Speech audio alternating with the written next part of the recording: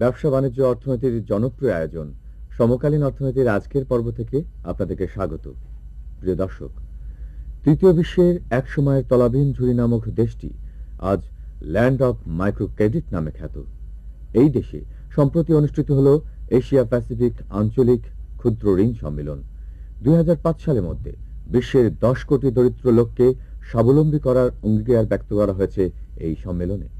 যুক্তরাষ্ট্রভিত্তিক micro credit summit ক্যাম্পেইনের সহযোগিতায় বাংলাদেশ পল্লী কর্মসহায়ক foundation এই সম্মেলনে আয়োজন করে। জিম্বাবুয়ে, ভারত ও মেক্সিকোর পর ক্ষুদ্র ঋণের মডেল কান্ট্রি বাংলাদেশের এই আয়োজনে 46টি দেশের 14 শতাধিক প্রতিনিধির অংশগ্রহণ ছিল তাৎপর্যপূর্ণ। সহস্রাব্দ উন্নয়ন পরিকল্পনা অনুযায়ী 2015 সালের মধ্যে সারা বিশ্বে দরিদ্র লোকের সংখ্যা অর্ধেকে নামিয়ে আনার কথা ভাবা হচ্ছে। কিন্তু এই লক্ষ্যমাত্রা অর্জনের বড় অন্তরায় হল ক্ষুদ্র ঋণের ক্ষেত্রে এনজিওগুলোর উচ্চ হারে সুদ আদায়। এই বিষয়টিকে গুরুত্বের সাথে তুলে ধরেছেন মাননীয় প্রধানমন্ত্রী বেগম খালেদা জিয়া। প্রিয় দর্শক, হতদরিদ্র মানুষের ভাগ্য উন্নয়নে ক্ষুদ্র ঋণের ক্ষেত্রে এই সুদের হার কিভাবে সহনশীল করা যায় তা জানতে আমাদের প্রতিবেদক মনিরুদ্দিন আহমেদ মুখোমুখি হয়েছিলেন ক্ষুদ্র ঋণের স্বপ্নদ্রষ্টা প্রফেসর মোহাম্মদ ইউনুসের কাছে। চলুন তার সাক্ষাৎকারটি দেখা যাক। ক্ষুদ্র ঋণের ক্ষেত্রে এনজিওগুলো কাবলিওয়ালাদের মতো 40% হারে ঋণ আদায় করছে, যা দরিদ্র জনগোষ্ঠীর উপর ব্যাপক চাপ সৃষ্টি করে।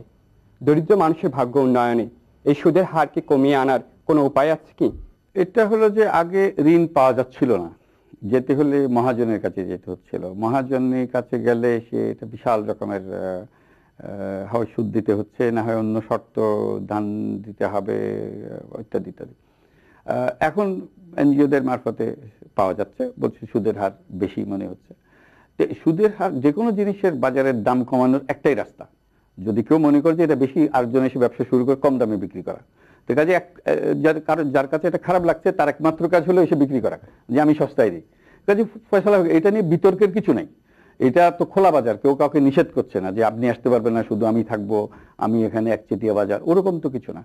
তো যারই এটা মনে হয় যে তো ভালো ব্যবসা করছে, লাভ বেশি, 40 টাকা দিয়ে বিক্রি করছে, আমি 38 টাকা দিয়ে বিক্রি করবো, কাজে তার লাভ হবে, সবাই ওদিকে চলে যাবে।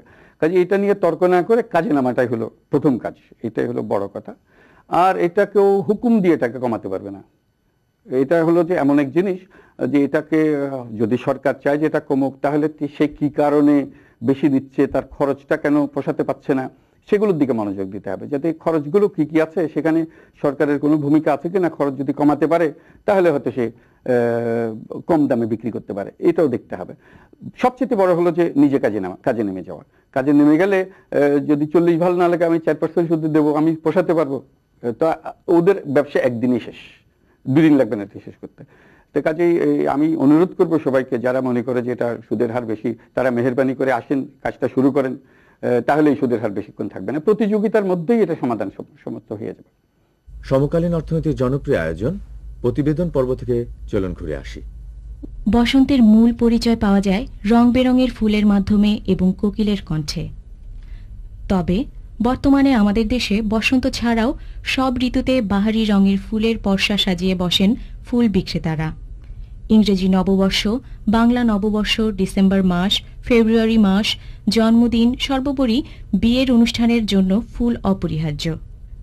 দেশ বিদেশের ফুলের চাহিদা মেটানোর জন্য ইতিমধ্যে সাভারের সাদুল্লাপুরের গোলাপ, যশোরের রজনীগন্ধা, ঝিনাইদহে গাঁদা এবং উত্তরবঙ্গে ইদানিং ফুলের চাষ বাণিজ্যিকভাবে শুরু হয়েছে।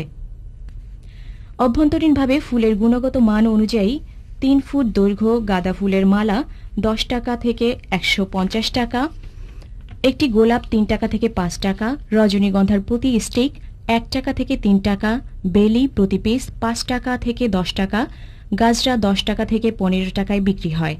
তাছাড়া বিভিন্ন সাইজের ফুলের তোড়া ও ঝুড়ি 100 টাকা থেকে 400 টাকা পর্যন্ত বিক্রি হয়, যার ফলে একদিকে যেমন ফুলের রফতানি বৃদ্ধি পাচ্ছে, অন্যদিকে অভ্যন্তরীণ চাহিদা বৃদ্ধির ফলে ফুলের চাষ এবং ফুল বিক্রি লাভজনক ব্যবসায় পরিণত হয়েছে।